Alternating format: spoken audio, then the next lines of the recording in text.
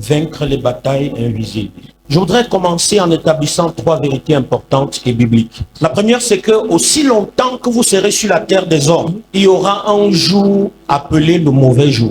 Frère, il n'y a pas de remède contre le mauvais jour. J'ai même envie de te dire que tu n'as pas besoin d'avoir fait quelque chose pour que le mauvais jour arrive. Dieu nous a donné beaucoup de jours pendant que nous sommes sur la terre. Mais il est important de savoir que parmi ces jours, il y a un jour que la Bible dit qu'on doit se préparer contre ce jour. La Bible appelle ce jour-là le mauvais jour. Frère, je ne sais pas ce que tu traverses présentement, mais en venant ici ce matin, le fardeau a pesé dans mon esprit toute la semaine. Celui de venir prier avec quelqu'un qui est dans son mauvais jour. Quelqu'un qui traverse une saison appelée le mauvais jour. Frère, aussi longtemps que tu es humain sur la terre, en dépit du fait que tu sois enfant de Dieu, il y aura un jour appelé mauvais jour. Malheureusement, beaucoup d'enfants de Dieu nés de nouveau ne sont pas très attachés à l'idée du fait qu'ils puissent avoir un mauvais jour. Et pourtant, la Bible est claire à ce sujet. La Bible nous demande de nous préparer contre le mauvais jour. La deuxième vérité que je voudrais établir, c'est que tous les échecs et toutes les destructions, les calamités que vivent les hommes sur la terre ne sont pas forcément le résultat du péché, de l'iniquité, ni même de la paresse ou de l'irresponsabilité.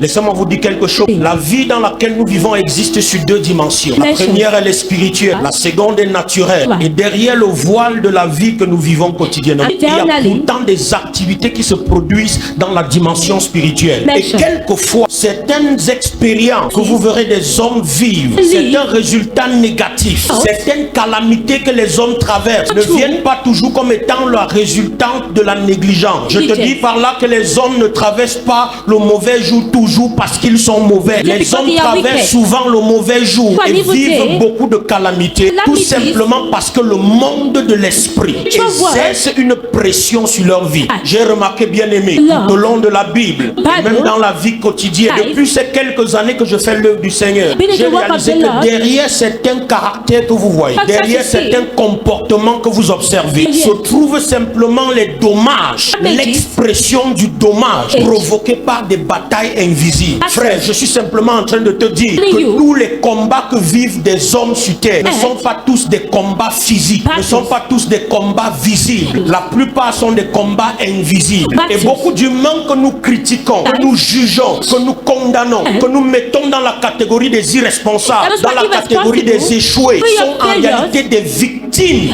d'une activité spirituelle qui se produit dans le monde invisible. Frère, laisse-moi essayer de définir pour décoller. Lorsqu'on parle des batailles invisibles, de quoi est-ce qu'on parle exactement? Les batailles invisibles, frère, ce sont les batailles qui ne peuvent être expliquées à la lumière de la science et de la technologie. Malheureusement, il y a des combats que les humains traversent. La science ne peut pas expliquer, la technologie ne peut pas expliquer. Aucun raisonnement humain peut apporter une explication logique. Frère, lorsqu'une femme va à l'hôpital et que le médecin sort son rapport, il dit: je vois dans ton ventre un organe qu'on ne peut pas expliquer. Tout homme, tout être normal ne grandit pas avec ce genre d'organe dans son ventre. Et à cause de cet organe, de cette excroissance, cette femme ne peut pas enfanter. Et la science se dit incompétente. Et aucun humain ne peut expliquer. C'est parce qu'elle traverse des combats invisibles. Frère, les batailles invisibles, ce sont les batailles qui vont au-delà de la compréhension humaine, de la qualification de tout être humain. On parle des batailles invisibles lorsque le monde de l'esprit exerce un contrôle sur une personne ou sur une famille pour produire un résultat qui est au-delà de la possibilité de l'homme, qui est au-delà de la solution possible à l'homme.